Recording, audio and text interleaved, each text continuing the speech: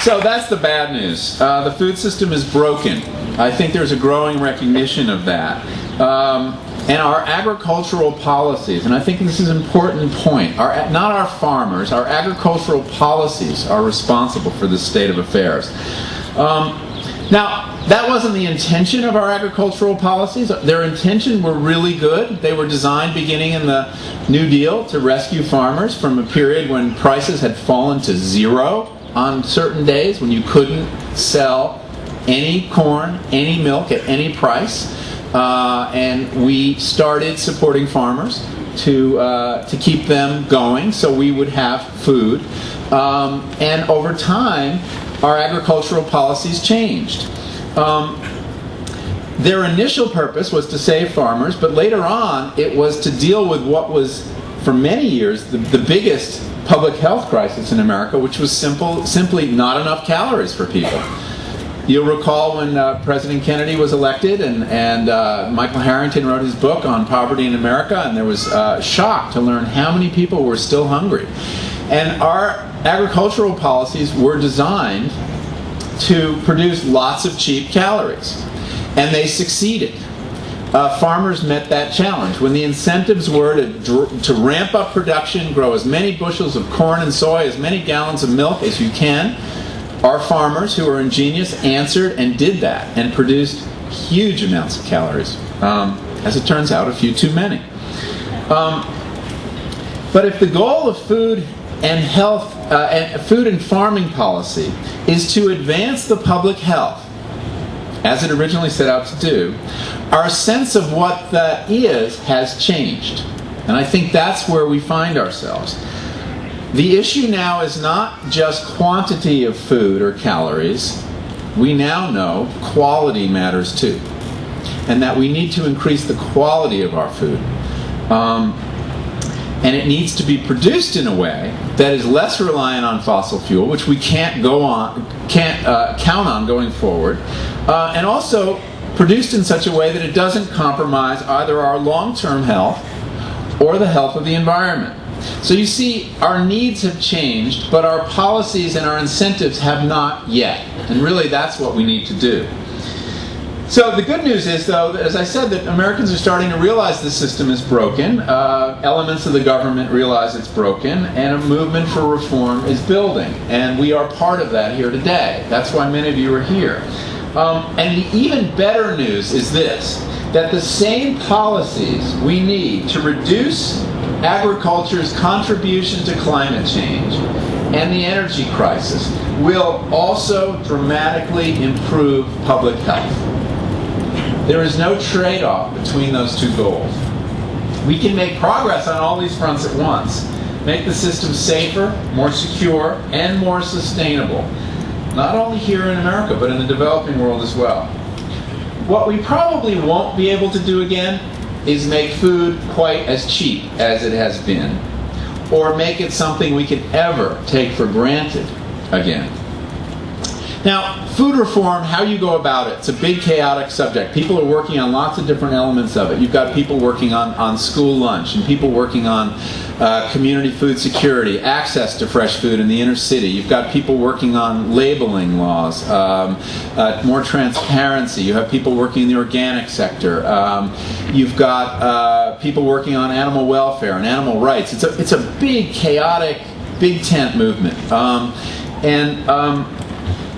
Sometimes it's a little hard to understand the big picture, but sometimes it's also useful to pull back a little and see whether we can't develop some big guiding ideas that could define that tent under which all those different things are going. The value of having a big guiding idea is it helps you judge lots of smaller ideas and whether they're moving you in the direction you want to go. The reason we have policies, either as individuals or as societies or communities, is so that we don't have to rethink every decision every day along the way. So I want to lay out a framework for that, for reform.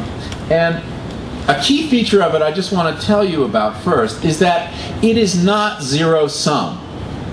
It does not pit rural farmers against rural eaters, or the interests of health and the environment against those of farmers, as I think you'll see. Here's the core idea. It's very simple.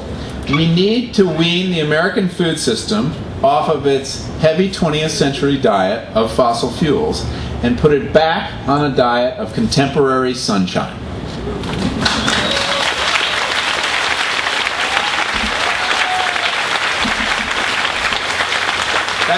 That's the big idea. Doing that, if we can succeed in doing that, it will do wonders for our health, not to mention the health of our communities and the health of the environment. Of course, it's easier said than done. It will require changes at every link in the food chain, from the farm to the table, and all the marketplace in between. But is it doable? Well, as long as the sun still shines. And if any part of the modern economy can be re-solarized, and we have to re-solarize whole other parts too, surely it is food, because it has that miraculous process at the beginning called photosynthesis. Now, I don't want to do a lot of history, but I just want to remind you how we got here. Since World War II, the emphasis has been, as I mentioned, to ramp up production. Okay, we needed to do this. We needed more calories. We had people after World War II very eager to eat the foods that they had given up during the war because there had been rationing. We had an explosion in population. We had an urbanization. We needed American farmers to grow more food. The way we went about it really was to convert World War II industries into this peacetime agriculture. So we took the munitions industry, the bomb-making industry, which was using ammonium nitrate to make bombs, and we turned that into the modern fertilizer industry. Okay, it's the same stuff as we learned in Oklahoma City a few years ago. We also took a lot of the nerve gases we had developed during the war and turned those into pesticides, also made with fossil fuel. And we, by moving these fossil fuel technologies into the food area, we were able to essentially replace farm labor with these inputs that drove production. And let us acknowledge the achievement of this. It's kind of incredible. 100 years ago, the average farmer was only feeding 20 other people besides his family. The average corn farmer in Iowa today is feeding 143 other people. These are the most productive humans who have ever lived. But of course, they can only be that productive because of cheap fossil fuel. That is really the linchpin of that system. But the achievement is remarkable, and we need to acknowledge that. We need to realize that the fact that you can go into a fast food restaurant and get that bacon double cheeseburger, French fries, and a soda, all 1,000 calories or whatever it is, for less than what you could earn at the minimum wage in 1 hour is, in the history of civilization, quite an achievement. And what that tells us is that the farmers met the challenge we set for them. Now we have a new challenge, because we can't count on that fossil fuel. And we now know that those cheap calories that we were so good at producing aren't necessarily the best ones for us to be eating. So we've learned something, and now we have to change course. So how do we get our food system off of oil? I'm going to outline just the kind of the broad out. I've gone into greater depth in this in some of my writings, and I can point you to it if you want to learn more. But let me just take you through the 3 steps where I think we need action. Okay? The first is on the farm itself. We need to change the set of incentives. Right now, the Farm Bill rewards farmers for growing monocultures. Lots of the same thing. Indeed, the Farm Bill makes it impossible for corn farmers who might perhaps want to participate in a market like this and grow fresh produce. They are not allowed to do that. Or they lose, it's no longer corn or bean land. They give up their subsidies to grow real food that people can eat. That's, a shameful situation that needs to be changed. We need to go from subsidies that reward quantity to subsidies that reward quality. We need...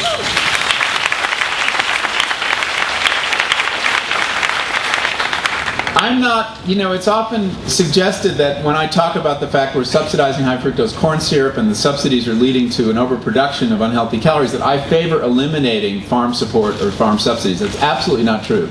I think what farmers do is so important that we need to support them. We have not had a successful free market in farming ever. And the government will play a role. The question is, what are we supporting? And that's what needs to change. I think we need subsidies that... I'm not a policymaker, okay? And we need other people in this movement who understand policy better than I do. But imagine if we had subsidies that rewarded farmers for how many different crops they have, for how many days of the year their fields are green, and therefore taking in solar energy and turning it into food and carbon in the soil. What if we rewarded farmers for how much carbon they're sequestering every year? That would be a very good metric of how sustainable their farming is and how much they're contributing to solving the climate change crisis. And I think we need to free farmers to grow things besides corn and soy and wheat and rice and cotton. We have plenty of that stuff, and it is not food. It is the raw materials of feedlot meat, high fructose corn syrup, processed foods of all kinds. So we need to change the incentives on the farm. We also need to bring animals back onto farms where they haven't been and bring crops back onto... we need really to depopulate the feedlots and get those animals back to the farm.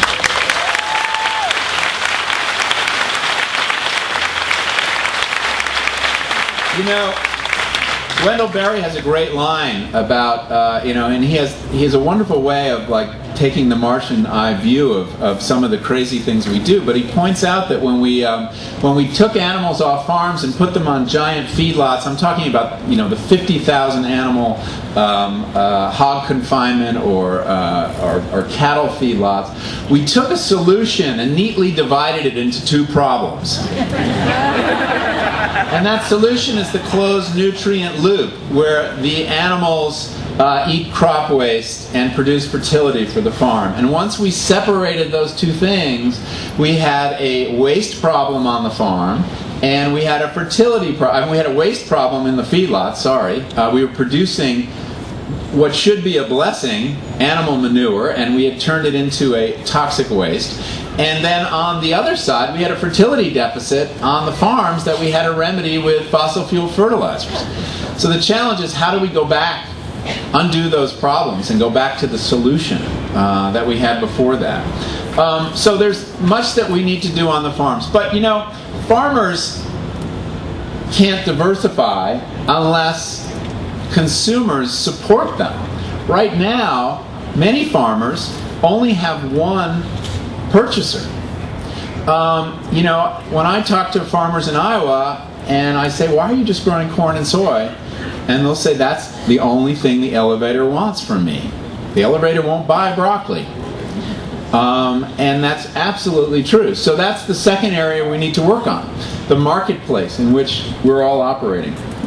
If farms diversify, they're going to need markets and infrastructure. The goal, I think, is to re-regionalize the food economy.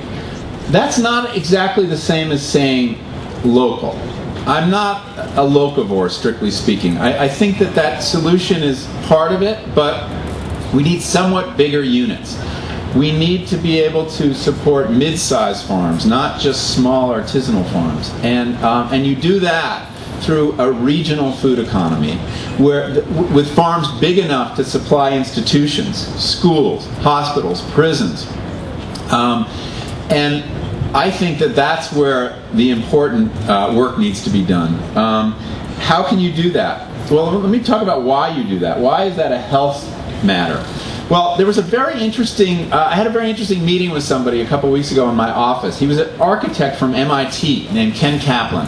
And he had gotten and again, he's an architect, knows nothing about food, knows nothing about farming, knows nothing about healthcare. But he was hired because he's got this good design head to put together a team from MIT and Columbia at the request of one of the big healthcare insurers, United Health. And they said, we want you to think outside the box and give us some solutions for the problem of childhood obesity. And they went out and looked at all the research on childhood obesity and the whole structure of the American food economy. And they came back with a really surprising and not at all intuitive idea after consulting hundreds of people in this whole area, in several whole areas. And that was that one of the ways, and perhaps the key way to address childhood obesity, would be to promote the concept of a food shed. Now, food shed, childhood obesity, what do these have to do with one another? Well, they felt that by regionalizing the food economy, you could reduce people's dependence on what I call edible food-like substances, processed foods from far away, and make access to real food, fresh produce, milk, cheese, real food, meat, make access to that, especially in the inner cities where the problems are most serious. That you could create a certain amount of sovereignty around food, that regions could have more control over their food destiny and be less dependent on these big buyers of agricultural commodities and processors of foods. And that by promoting the idea of a food shed, not that the food shed would feed all, supply all the needs of a city like Madison, but 60, 70%. That this would have a tremendous impact on health. It's a kind of wild idea, and United Healthcare was like, huh? We have to think about food sheds? We were hoping you'd come up with a pill or something, So there is a lot of work being done in this area, and it's very promising. How do you do it? Well, you do it in many, many ways. You build Four Seasons farmers markets, so they can go all year long. You require federal and state and city institutions who spend billions on food to spend some small percent of their spending on food within 100 or 200 miles. A local food procurement can do so much to build this local food economy and support the community and support the local economy. Because right now that Cisco truck is taking your money out of this city and very far away. That money's got to stay here. What else can you do? I got a couple other ideas. Oh yeah, this is not a romantic one, but really important. You need really tough antitrust enforcement in the food industry.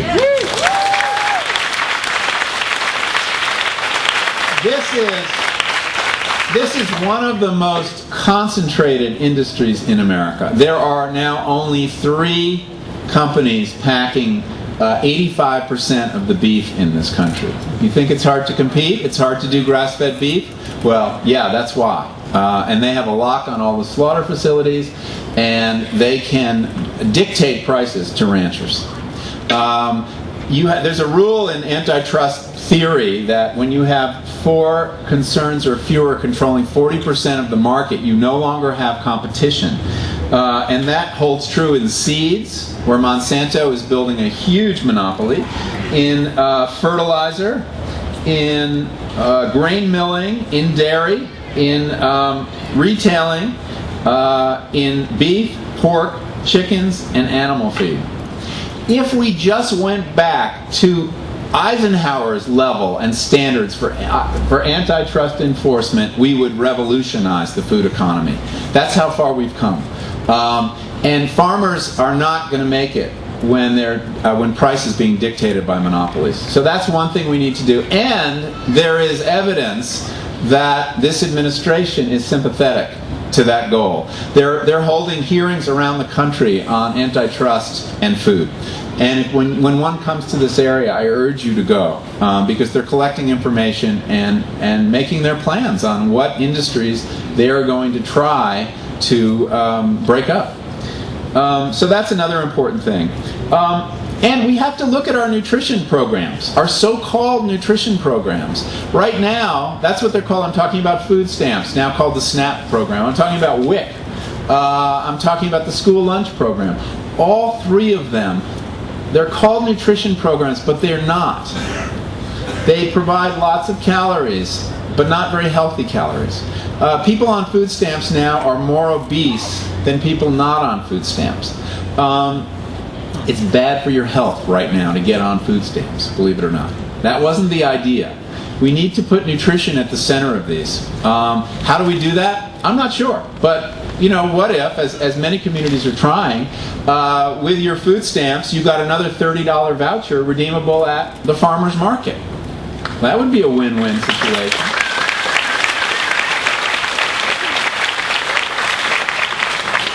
So there's a lot of creative thinking in that way, to use the nutrition programs to build up local food economies and put healthier food on people's plates. Because the problem is, if you don't have a lot of money and you're shopping for food, the rational thing to do is to buy junk food. Because every dollar you have, on the processed food aisles, you can get, for that dollar, 1,200 calories of chips and cookies and soda. But if you go to the produce section, you can only get 250 calories of carrots or broccoli. Okay? So if you're poor and you're trying to keep your family going, you're looking for calories, and you will be driven to those aisles. And we have to address that. We have to make the rational choice the healthy choice. So the guiding principle, though, of food sheds is that nations and regions should have some control, some sovereignty over their food destiny, and preserve the ability to feed themselves. This is not a selfish ethic. This is not just for us. We need to be preaching the same idea in the rest of the world. We talk a lot about we need to grow lots of food in America to feed the world. Well, what really happens when we grow lots of food, too much food in America, surplus corn, surplus soy, is that we dump that subsidized grain on the world and compromise the world's ability to feed itself. Because we put farmers out of business.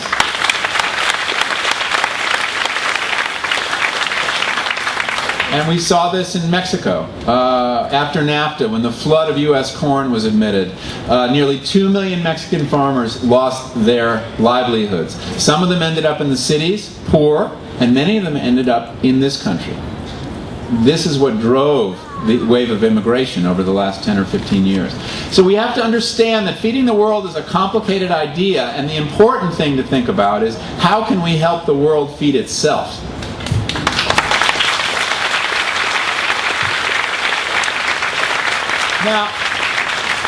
Now, the last area we need to address, because we are all implicated in this problem, is the food culture. Okay? We are all implicated in a culture of fast, cheap, and easy food that's grown, processed, and moved around with fossil fuel. We need to learn to eat from a shorter food chain. None of this works unless people cook. None of this works unless people know how to cook.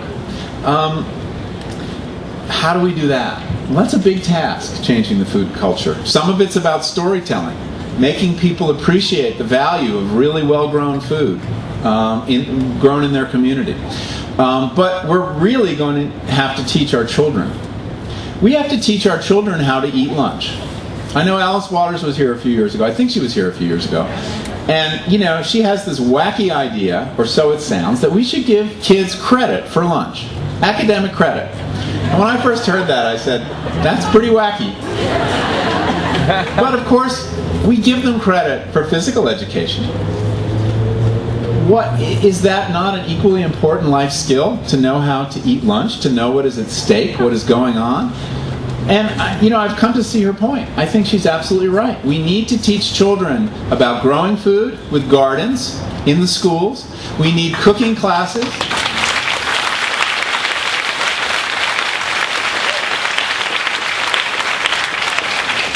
I don't think you should be able to graduate from 9th grade without knowing how to roast a chicken. I think that's a very important life skill. And we need to teach them how to eat. Now, this sounds very paternalistic. I'm saying sit kids down, give them a half hour at a table, platters, tables, knives, and forks. This is also a very important life skill. Now, if it sounds paternalistic, the government should teach kids how to eat lunch. Well, consider that the government is now teaching them how to eat lunch. When you give kids chicken nuggets and tater tots and 10 minutes to eat, you are teaching them a way of eating.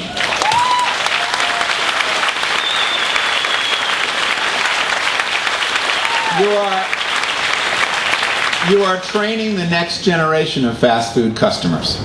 And we need to change the next generation of slow food customers.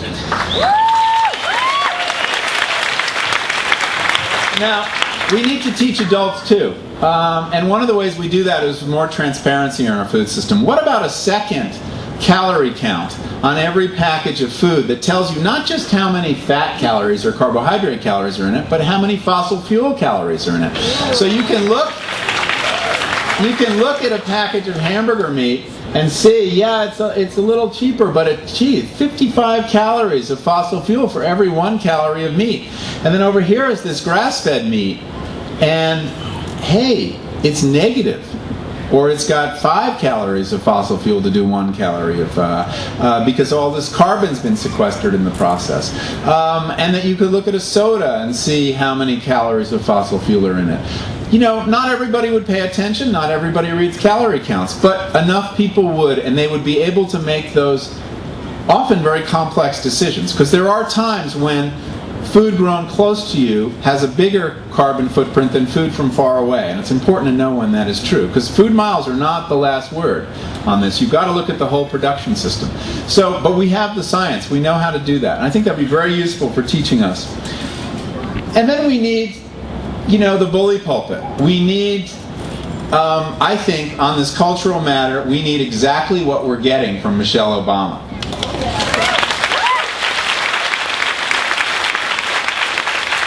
How great is it that there is now an organic garden on the White House lawn?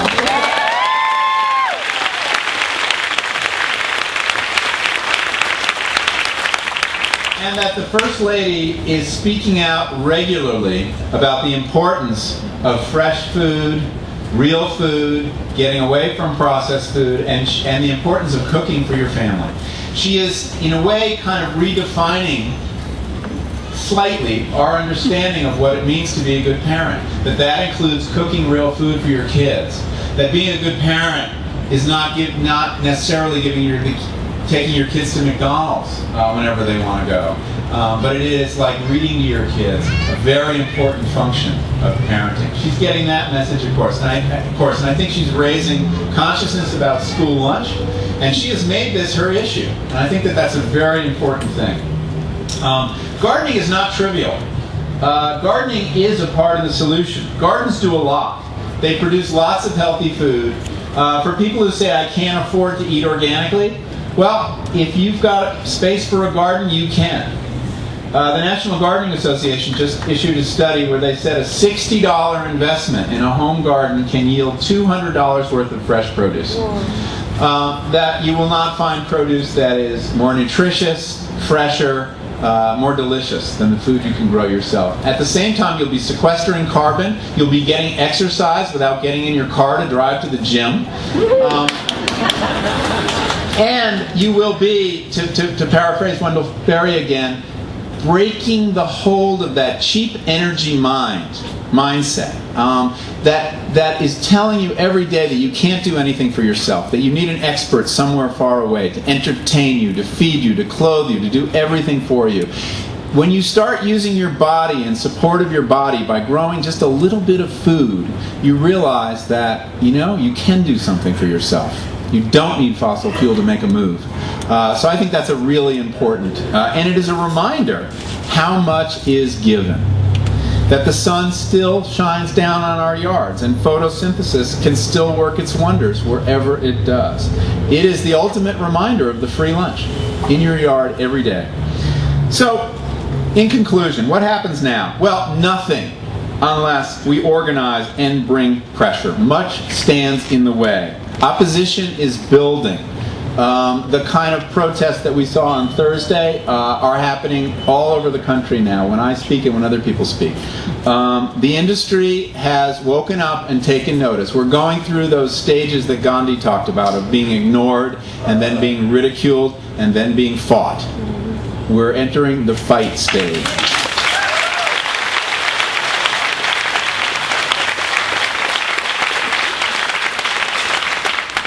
You know, a friend of mine had occasion to meet with Michelle Obama and Barack Obama. I've never met them.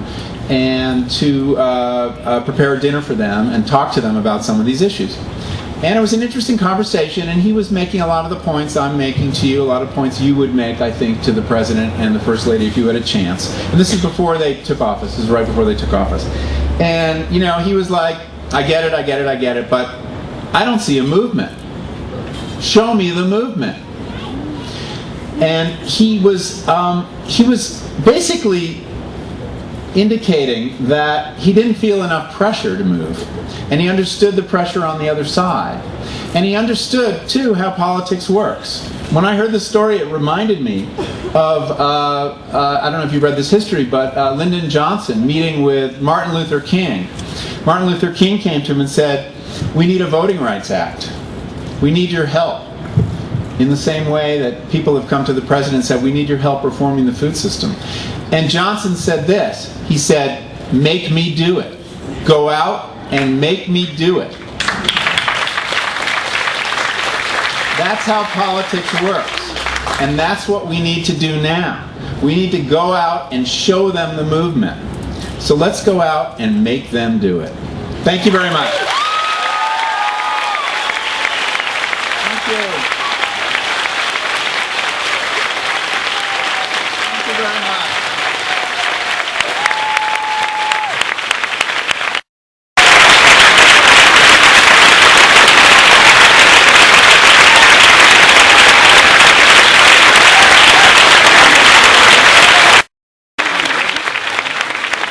Very much. Great time.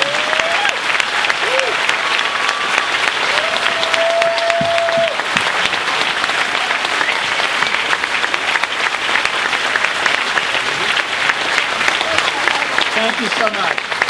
Okay, we have time for a few questions, and Michael has graciously agreed to answer some. We have microphones, however, and please make sure you have a microphone so everyone can hear the question, so Michael can hear the question.